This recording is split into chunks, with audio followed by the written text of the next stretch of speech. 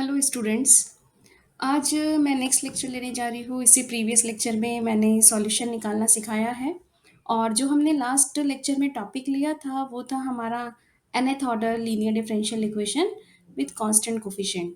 तो last lecture में हमने इसके सॉल्यूशन का सिर्फ एक पार्ट निकालना सीखा था, वो था हमारा CF लेक्चर 2। लेकिन यहाँ पर अब हम नेक्स्ट पार्ट सॉल्यूशन का पढ़ने जा रहे हैं और ये पार्ट कहलाता है हमारा पर्टिकुलर इंटीग्रल, और इन शॉर्ट हम इसे पीआई भी बोलते हैं। तो कभी कभी एग्जाम में आ जाता है कि फाइंड पीआई ओनली, तो पीआई का मीन्स वो आपसे पूछ रहा है वहाँ पर पर्टिकुलर इंटीग्रल। अब यहाँ पर हम किस तरह से काम करेंगे, तो पर्टिकुलर इंटीग्रल पढ़ाने से पहले आप लोगों को ये कह रही हूँ कि आप इससे पहले का जो पार्ट है सॉल्यूशन का CF वो ज़रूर देखिएगा, तभी आप क्वेश्चंस को कंप्लीट कर पाएंगे। तो चलिए सबसे पहले हम पीआई पर स्टार्ट करते हैं। तो हमने जो डिफरेंशियल इक्वेशन लास्ट लेक्चर में पढ़ी थी, हमने उसे डी ऑपरेटर में कन्वर्ट किया और इक्वेशन को कन्वर्ट करके बना लिया था f D y equals to Q. अब सॉल्यूशन के यहाँ पर हमने इसका कंप्लीट सॉल्यूशन पढ़ा था y equals to C F plus P I, meaning solution के दो पार्ट एग्जिस्ट करते थे। सी एफ निकालना हमने ऑलरेडी लेक्चर 2 में सीखा और ये बताया था सी एफ में कि सी एफ के अंदर आपके आर्बिट्री कांस्टेंट इन्वॉल्व होते हैं, बट पी आई के अंदर कोई भी आर्बिट्री कांस्टेंट इन्वॉल्व नहीं होता। तो यहाँ पर अब हम जो डिस्कस करने जा रहे हैं वो है पी आई। सो पी आई के कॉरस्पॉन्डिंग हम जो यहाँ फॉर्मूला यूज करते हैं, ये फॉर्मूला हमारा पीआई का रहता है 1/FD। तो 1/FD हमें कहाँ से मिल जाएगा, हमें मिल जाता है क्वेश्चन से। तो 1/FD, FD हमें क्वेश्चन से मिल गया इनटू Q।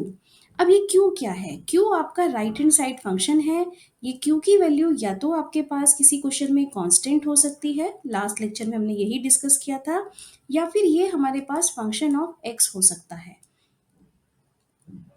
तो हमारे जितने भी आगे पीआई के केसेस हैं वो क्यू पर डिपेंड हैं। जैसे जैसे क्यू चेंज होगा पीआई की वैल्यू हमारी चेंज होती जाएगी। तो देखिए पीआई का हमने सिंपल फॉर्मूला पढ़ लिया कि 1/FD इंटू क्यू। तो पीआई क्या है, पीआई जो आप आंसर निकालेंगे is that function of x which is free from arbitrary constant, और यहाँ पर मैंने यही बताया है कि पीआई के अंदर कोई भी आर्बिट्री कांस्टेंट नहीं होता। अब ये 1/FD किसको रिप्रेजेंट करता है, तो देखिए आपने पढ़ा डी, डी मीन्स डिफरेंशिएशन, और एफ डी मतलब हमारे पास एक डी में पॉलिनोमियल बन के आया था। तो 1/FD रिप्रेजेंट करता है inverse operator of F D, inverse है एफ डी का। तो जैसे अभी आपसे कहा जाए कि भाई डी किसको रिप्रेजेंट करता है, तो आपका एकदम से आंसर आता है कि भाई डी रिप्रेजेंट करता है डिफरेंशिएशन ऑपरेटर है ये। तो अगर मैं इसके इनवर्स ऑपरेटर की बात करूं, 1/D की बात करूं, 1/D इंटू क्यू, तो inverse of differentiation operator is integration, तो ये रिप्रेजेंट करेगा इंटीग्रेशन ऑफ क्यू, dx को रिप्रेजेंट करेगा। तो ये चीज का ध्यान रखिएगा कि ये जो 1/FD है this is inverse operator of F D, और मैंने यहाँ अब एफ डी क्या ले लिया, मैंने डी ले लिया। तो 1/D meaning inverse of differentiation operator, this is integration. तो कहीं अगर क्वेश्चन में दिख जाए कि 1/D रखा है, तो 1/D का मीनिंग होगा integration of Q D x. तो चलिए यहाँ पर हमारे कुछ स्पेशल केसेस हैं जो क्यू पर डिपेंड है, क्योंकि कुछ सम स्पेशल फंक्शंस के कॉरस्पॉन्डिंग हम यहाँ पीआई के डायरेक्टली केसेस डिस्कस करते हैं। तो फर्स्ट केस हम लेते हैं। फर्स्ट केस हमारे पास आता है कि when q is a function of e raise to the power ax plus b, meaning right hand side अब क्वेश्चन में फिक्स है कि एक्सपोनेंशियल का फंक्शन होगा e raise to the power ax plus b। तो आप सबसे पहले एक पीआई का फॉर्मूला लिखें। पीआई का formula 1/FD into Q, Q तो फिक्स हो गया कि एक्सपोनेंशियल में होगा। अगर ऐसा केस आपको क्वेश्चन में देखने के लिए मिलता है तो देखिए काम करने का तो बहुत सिंपल तरीका है। सबसे इजी केस मैं कहूँ पीआई का तो यही है। आपको सिर्फ क्या देखना है, आपको देखना है एक्स का कोफिशिएंट। तो एक्स का कोफिशिएंट आपके पास क्या है, ए। आपको करना क्या है, ये जो कैपिटल डी ऑपरेटर है इसको ए से रिप्लेस कर दें। तो जैसे ही आप डी के प्लेस पर ए रखेंगे आपको अपना आंसर मिल जाएगा पीआई का। तो हमारे पास पीआई की वैल्यू क्या निकल आएगी, so pi equals to 1/FA, D के प्लेस पर आपने रख दिया ए, इंटू ई की पावर ax प्लस बी। ये वैल्यू आ गई आपकी पीआई की। बट जब आप डी को ए से रिप्लेस करें तो ये जो एफ ए आ रहा है ये ज़ीरो नहीं बनना चाहिए, f a not equal to zero. तब आप इजीली आंसर निकाल पाएंगे। और अगर कहीं पर काम करते हुए आपको एफ ए की वैल्यू ज़ीरो मिल जाती है, मान लीजिए आपने रखा लेकिन 1/0 बन गया, तो वहां पर आप आंसर नहीं निकाल पाएंगे। ऐसे केस में क्या करें? मान लीजिए काम करते हुए आपको एफ ए ज़ीरो मिल गया, तो ये केस आपके पास कहलाता है केस फेलियर। मीनिंग हम ऐसे केस पर अपना आंसर इस तरह से नहीं निकाल पा रहे हैं और आपको पी आई की वैल्यू कुछ इस तरह से मिल जाएगी, पी आई इक्वल्स टू 1 ये ज़ीरो बन जाएगा ई की power a x plus b. Meaning f a की वैल्यू ज़ीरो हो गई। अब ऐसे केस में आप पी आई का काम किस तरह से कर रहे हैं? Then P I equals to, सबसे पहले आप एक्स से मल्टीप्लाई करें और इस ब्रैकेट को स्टार्ट कर लें। अब ये जो आपके पास एफ डी रखा है, इस एफ डी को डिफ्रेंशिएट कर दें, तो ये आपके पास बन गया 1 एफ डी का आपने ले लिया डिफ्रेंशिएशन, ये हमने ले लिया इसका डिफ्रेंशिएशन जो भी आ जाएगा, इंटू ई की power a x plus B. अब आपके पास एक नया क्वेश्चन बन गया कि आपने एफ डी को डिफ्रेंशिएट कर लिया। सेम प्रोसीजर, डी को किससे रिप्लेस कर दे? डी को आपने रिप्लेस कर दिया ए से। जैसे ही आप डी को ए से रिप्लेस करेंगे आपको अपना आंसर मिल जाएगा x 1/f dash a e raise to the power a x plus b. यहाँ पर भी फिर से कहूंगी कि जब आप रिप्लेस कर रहे हैं तो एफ डैश ए की वैल्यू ज़ीरो नहीं बननी चाहिए। और अगर ये ज़ीरो बन जाए, मान लीजिए काम करते हुए ज़ीरो बन गया, तो सेम प्रोसीजर को फिर से ऑप्ट करेंगे। तो बता देती हूँ यहाँ पर कि मान लीजिए ये भी अब आपको ज़ीरो मिल जाता है कि आपने रिप्लेस की वैल्यू लेकिन ये ज़ीरो बन गई, तब क्या करें? तब आप ऐसे केस में क्या करेंगे? अगेन एक्स से मल्टीप्लाई कर ली, एक्स स्क्वायर हो गया। अब आप इस स्टेप पर हैं, आप यहाँ तक आ चुके हैं, इसके बाद तो आपको आंसर नहीं मिला। आप इसको अगेन डिफ्रेंशिएट करें, एक एक्स से मल्टीप्लाई देन डिफ्रेंशिएट। एक बार ऑलरेडी कर चुके थे डिफ्रेंशिएशन, तो अपने इसको अगेन डिफ्रेंशिएट कर लिया, एफ डबल डैश डी हो गया और फंक्शन रह गया ई की power a x plus B. अब आपके पास ये नया क्वेश्चन बन गया, एक नया फॉर्म बन गया। अगेन डी को किससे रिप्लेस कर दें? ए से रिप्लेस कर दें, तो आपको यहाँ पर आंसर मिल जाएगा। ये प्रोसीजर आप जब तक करते जाएंगे जब तक आपको आंसर ना मिल जाए। तो इस केस में मान लीजिए आपको आंसर मिल गया, तो आंसर कितना आ गया? X square 1/f double dash a e raise to the power a x plus b. तो इस प्रोसीजर को जब तक ऑप्ट करें जब तक आपको ये आंसर नहीं मिल जाता।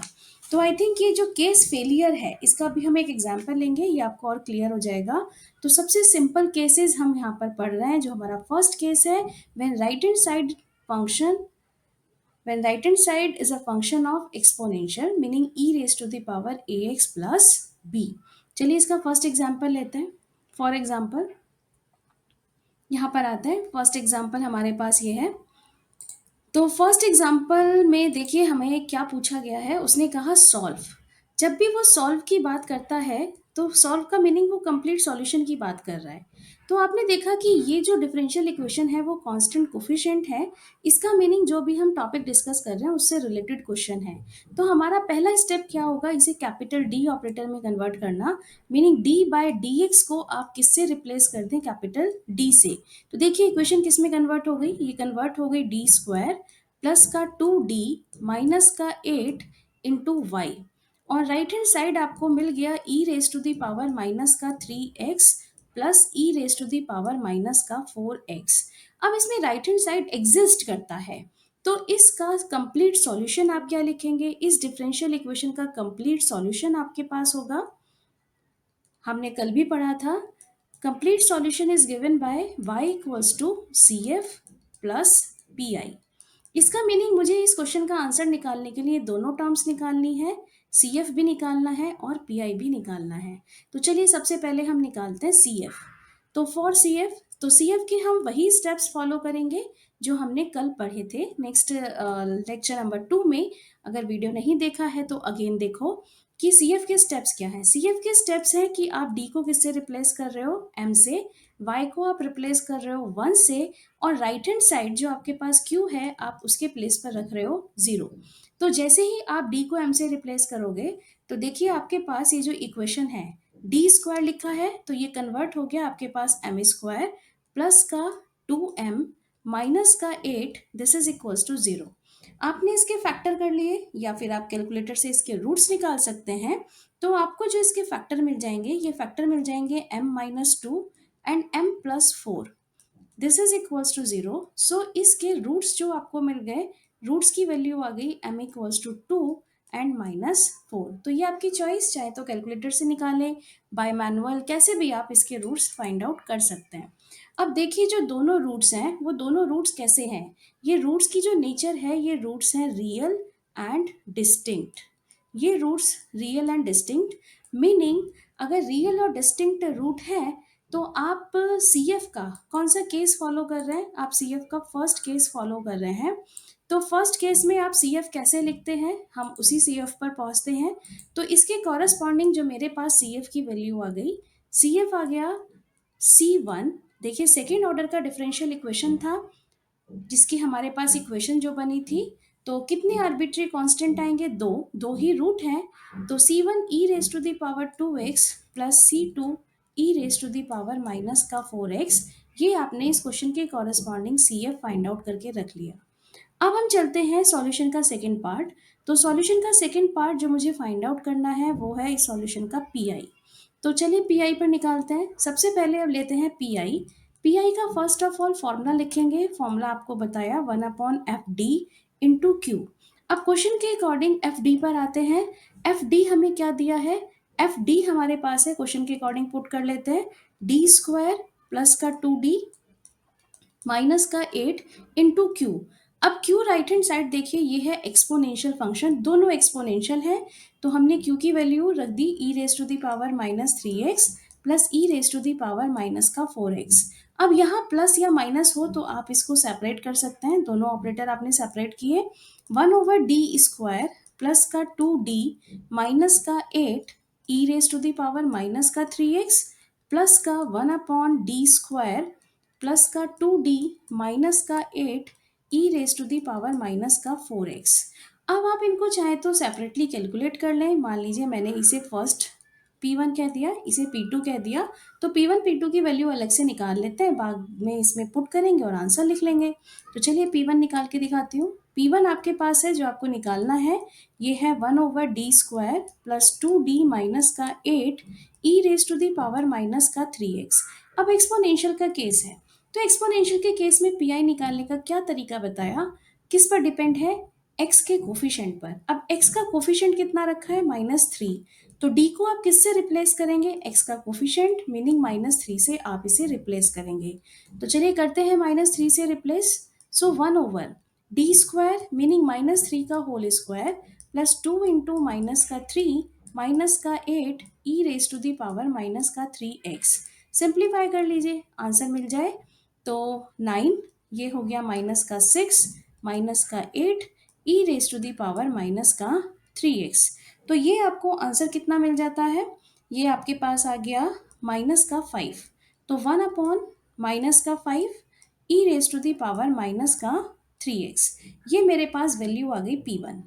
तो पर्टिकुलर इंटीग्रल मैंने दो पार्ट में डिवाइड किया, एक P1 दूसरा P2। तो P1 निकालना सीख लिया, सिंपल सा था कि D को -3 से रिप्लेस किया। अब हम चलते हैं P2 पर। P2 की वैल्यू फाइंड आउट करते हैं। तो P2 की वैल्यू फाइंड आउट करने के लिए हम इसको लिख लेते हैं कि हमारे पास वैल्यू क्या है। तो सेकेंड लेते हैं P2।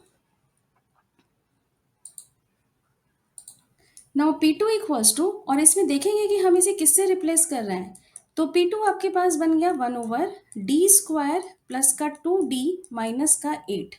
अब देखते हैं कि हमारे P2 में फंक्शन क्या है। फंक्शन है हमारे पास e⁻⁻4x।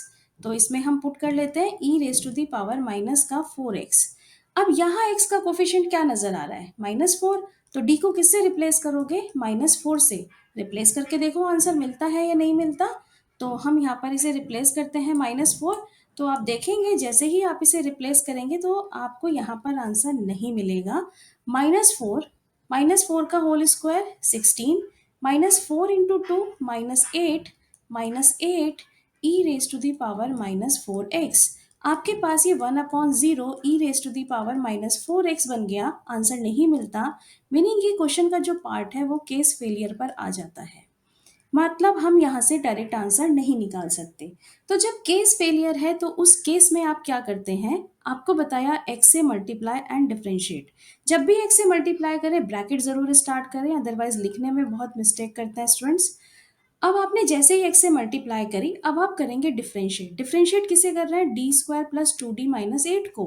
तो डी स्क्वायर का डेरिवेटिव आपके पास आ गया टू डी, और टू डी का डेरिवेटिव आपके पास आ गया दिस इज टू, और ये रह गया आपके पास ई raise to the power minus four X. अब आपके पास ये क्वेश्चन रह गया जो ब्रैकेट में लिखा है, फिर से आपने किसका किया, डी को रिप्लेस किया आपने माइनस फोर से, और देखिए क्या आंसर मिलता है।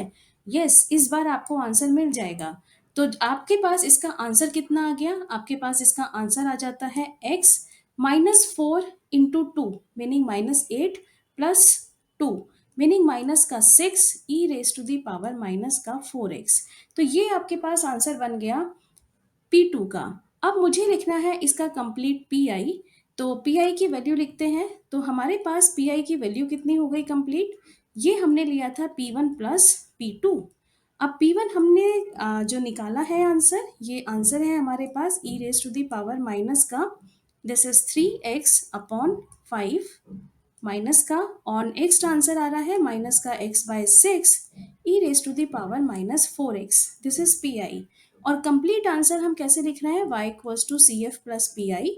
तो सी एफ भी आपको निकाल के दे दिया, पी आई भी आपको निकाल के दे दिया, दोनों को ऐड करके आप अपना कंप्लीट आंसर दे सकते हैं। तो हमने सी एफ की वैल्यू पुट कर दी, ये आ गई सी एफ की वैल्यू एंड पी आई की value minus e raise to the power minus three x upon five and minus x by 6 e raised to the power minus 4x। तो this is required answer of this differential equation. तो देखिए काम करना बहुत easy है pi के इस case पर, सिर्फ इतना procedure D replace by x coefficient, और एक्स का कोफिशिएंट कुछ भी रखा हो आप इजीली यहाँ पर काम कर सकते हैं। इसी तरीके से एक नेक्स्ट क्वेश्चन ले रही हूँ, और नेक्स्ट क्वेश्चन इसका इंपॉर्टेंट क्वेश्चन है। तो नेक्स्ट क्वेश्चन पर आते हैं। नेक्स्ट क्वेश्चन में है आपके पास सॉल्व डिफरेंशियल इक्वेशन, और यहाँ जो सॉल्व कराया गया है डिफरेंशियल इक्वेशन, ये देखिए ये है d माइनस टू का होल क्यूब y, और राइट हैंड साइड है 17 e raise to the power 2x। तो यहाँ तो ऑलरेडी क्वेश्चन को d ऑपरेटर में कन्वर्ट करके दिया है, और राइट हैंड साइड भी हमारा कुछ ना कुछ एग्जिस्ट करता है। तो इस क्वेश्चन का कंप्लीट सॉल्यूशन आपने ले लिया C F plus P I. Again दो पार्ट हैं, तो सबसे पहले हम इसका निकालते हैं सी एफ। तो फॉर सी एफ हम वही स्टेप्स फॉलो करते हैं, डी को आपने एम से रिप्लेस कर दिया, वाई को आपने वन से रिप्लेस कर दिया, और क्वेश्चन की राइट हैंड साइड को जीरो बना लिया। तो ये इक्वेशन आपके पास कन्वर्ट हो गया एम माइनस टू का whole cube equals to zero. अब यहाँ होल क्यूब नहीं खोलना है, ऑलरेडी फैक्टर फॉर्म में क्वेश्चन दिया गया है। तो यहाँ पर एम की वैल्यू आपको मिल गई two two two, meaning C F का ये कौन सा केस है, व्हेन रूट्स आर रिपीटेड। तो रिपीटिशन कितने टाइम्स हुआ है, यहाँ पर रिपीटिशन हुआ है थ्री टाइम्स। तो इसके कॉरेस्पॉन्डिंग हम सी एफ लिखते हैं। तीन आर्बिट्री कांस्टेंट आएंगे, तीन रूट है, रिपीटिशन है C one, C two second arbitrary constant लिया into x, C three third arbitrary constant लिया इंटू एक्स स्क्वायर। तीन रिपीटिशन कंप्लीट हो गए, e raise to the power root की वैल्यू आपके पास क्या है, टू एक्स। ये आपके पास आ गया इस क्वेश्चन के कॉरेस्पॉन्डिंग सी एफ। अब हम इस क्वेश्चन के जाते हैं पीआई पर। पीआई के लिए फॉर्मूला लिखते हैं जो भी पीआई का बताया। तो जब भी काम करें पीआई पर सबसे पहले इसका फॉर्मूला लिखें one upon F D into Q. अब क्वेश्चन के अकॉर्डिंग मूव करें one upon F D. F D कितना दिया गया है, एफ डी दिया गया है डी माइनस टू का होल क्यूब, ये आपने रख दी एफ डी की वैल्यू। अब राइट हैंड साइड है क्यू, क्यू की वैल्यू है आपके पास 17 e raise to the power 2x, ये क्यू की वैल्यू है। आपने देखा जो राइट हैंड साइड है वो फिर से एक्सपोनेंशियल है, मीनिंग काम करने का क्या तरीका है, x के कोफिशिएंट्स, x का कोफिशिएंट यहाँ रखा है 2, तो इसका मीनिंग आप इस पर्टिकुलर केस के अंदर d को किससे रिप्लेस करेंगे, आप d को रिप्लेस करने जा रहे हैं 2 से। तो देखिए 2 से रिप्लेस करके देखिए आपको वैल्यू मिल जाएगी 2 माइनस टू का whole cube 17 e raise to the power 2x। आपको आंसर नहीं मिलेगा, ये मिलेगा 1 upon zero e raise to the power 2x, meaning ये क्वेश्चन है केस फेलियर का। अगर केस फेलियर का ये पार्ट है तो वहां काम करने का क्या तरीका है, काम करने का तरीका है x से मल्टीप्लाई एंड डिफरेंशिएट। जब भी x से मल्टीप्लाई किया ब्रैकेट स्टार्ट किया, वन अपॉन डिफरेंशिएशन किसका ले रहा है, d माइनस टू के होल क्यूब का। तो डेरिवेटिव आ गया 3d-2 का होल स्क्वायर। फंक्शन है 17e⁻²x। अब आपके पास क्वेश्चन ये रह गया, अगेन प्रोसीजर क्या है, d रिप्लेस बाय 2। फिर से आप देखेंगे जैसे ही आप d के प्लेस पर 2 रखेंगे, 2 - 2 0 में कन्वर्ट हो जाएगा, केस फेलियर, आपको आंसर यहाँ भी नहीं मिलेगा। क्या करेंगे, अगेन x से मल्टीप्लाई, तो ये बन गया x स्क्वायर, और फिर से आपने इसको डिफरेंशिएट किया तो 2 × 3 ये बन गया 6 d-2, और फंक्शन है आपके पास 17e⁻²x। अब आपके पास ये नया क्वेश्चन है, फिर से आपके पास d ऑपरेटर में बचा हुआ है और d को किससे रिप्लेस करना है, 2 से रिप्लेस करना है। जैसे ही यहाँ d के प्लेस पर आप 2 रखेंगे, फिर से आपको मिलेगा 2 - 2 0, मीनिंग आंसर नहीं मिलता। आंसर नहीं मिलता तो इसका मीनिंग इस स्टेप्स को और आगे बढ़ाते हैं। फिर से x से मल्टीप्लाई, x स्क्वायर ऑलरेडी है, x से मल्टीप्लाई किया तो ये रह गया x³ 1 अपॉन, डिफरेंशिएट करते हैं, डिफरेंशिएशन किसका, 6d-2 का, तो 6 तो ये रहा, और d-2 का डेरिवेटिव, d का डेरिवेटिव आ गया 1, और फंक्शन है 17e⁻²x। अब यहाँ पर डिफरेंशिएशन के बाद यहाँ कोई ऑपरेटर ही नहीं बचा कि जिसमें आप वैल्यू रखकर निकाल सकें, तो मेरे पास इस पी की वैल्यू कितनी आ गई, 17x³ डिवाइडेड बाय 6। ये मेरे पास वैल्यू आ गई पी।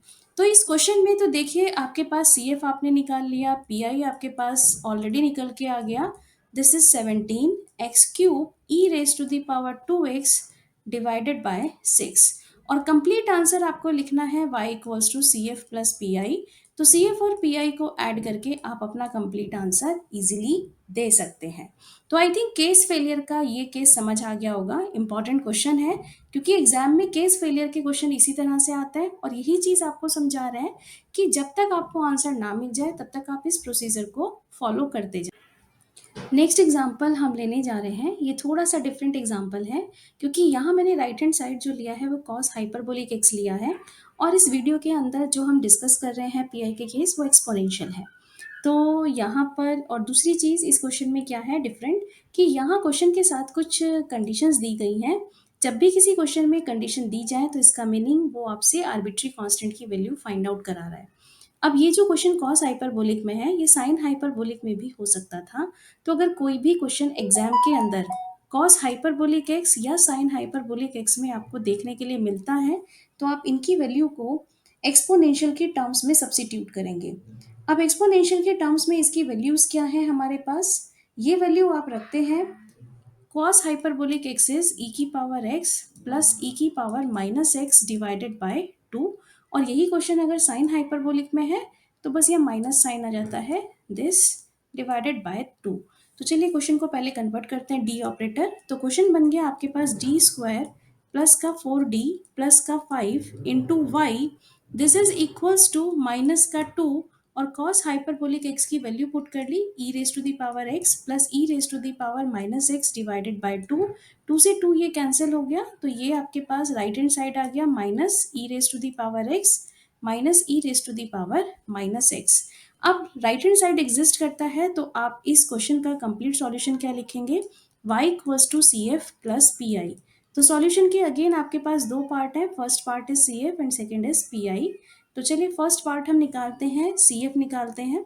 CF निकालने के हमने वही स्टेप्स फॉलो करे, हमने D को M से रिप्लेस कर लिया, Y को हमने 1 से रिप्लेस कर दिया, और राइट हैंड साइड को हमने 0 के साथ इक्वेट किया। तो हमारे पास जो ऑक्सिलरी इक्वेशन है, ये ऑक्सिलरी इक्वेशन हमारे पास बन के आ जाती है, this is m² plus 4m plus 5, this is equals to 0। चाहे तो इक्वेशन के रूट आप कैलकुलेटर से निकाल सकते हैं या फिर आप मैनुअली निकाल सकते हैं। मैनुअली निकालने के लिए आप फॉर्मूला यूज़ करेंगे, माइनस का b plus minus √b² minus का 4ac डिवाइडेड बाय 2a। ये फॉर्मूला जब आप यूज़ करेंगे तो इसके रूट्स आपको मिल जाएंगे। ये रूट्स आपके पास आ रहे हैं m = माइनस का 2 प्लस माइनस आयोटा। रूट कैसे है, रूट हमारे पास इमेजिनरी है, इसीलिए यहाँ पर आप CF का इमेजिनरी रूट्स के कॉरस्पॉन्डिंग जो आपने फॉर्मूला पढ़ा है वो यूज़ करेंगे। जब आप हम इमेजिनरी रूट पर काम करते हैं तो ये रूट हमेशा हमें पेयरिंग में मिलते हैं, alpha plus minus iota beta. तो अगर हम इसके साथ कंपेयर कर लें तो इस पर्टिकुलर क्वेश्चन में अल्फा की वैल्यू आपको मिलती है -2 रियल पार्ट और बीटा इमेजिनरी पार्ट की वैल्यू है 1। तो चलिए इसके कॉरेस्पॉन्डिंग सी एफ लिखते हैं। C F equals to e raise to the power alpha x, alpha is -2 into x, first arbitrary constant C1 cos beta is 1 into x meaning x plus C2 sine x. ये आपके पास value आ गई C F. अब C F के बाद question के हम जाते हैं पी आई पर। तो पी आई के लिए हम वही फॉर्मूला यूज कर रहे हैं जो अभी आपको बताया था। तो पी आई के लिए लिखते हैं, so P I equals to 1/FD into Q. अब क्वेश्चन के अकॉर्डिंग हमने एफ डी की वैल्यू पुट करी, ये हमारे पास है 1/D² प्लस का 4D प्लस का 5।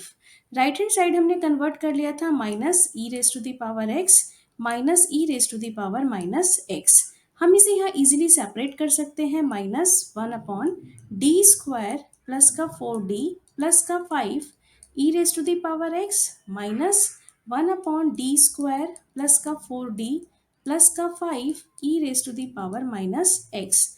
अगर अब आप फर्स्ट केस को देखें तो ये दोनों ही एक्सपोनेंशियल के केस हैं। फर्स्ट में आप d को किससे रिप्लेस करेंगे, x का कोफिशिएंट। तो x का कोफिशिएंट रखा है आपके पास 1 और सेकेंड पार्ट का आंसर निकालने के लिए x का कोफिशिएंट है -1। तो सेकेंड पार्ट का आंसर निकालने के लिए d को रिप्लेस कर रहे हैं आप -1 से।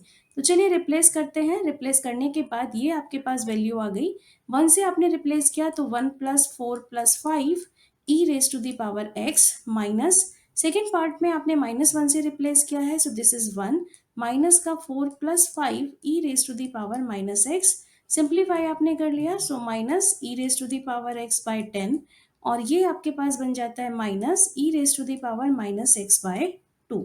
ये आपके पास आ गया पी आई की वैल्यू। सो ये क्वेश्चन के कॉरेस्पॉन्डिंग पी आई। अब हमें इसका लिखना है फाइनल आंसर। तो final answer meaning y equals to C F plus P I. तो दोनों आंसर को हम अपना ऐड करते हैं और अपना फाइनल आंसर बनाते हैं। So y equals to C F is e raise to the power minus का 2x C1 cos x plus C2 sine x and P I की वैल्यू आपके पास minus e raise to the power x by 10 minus e raise to the power minus x by 2।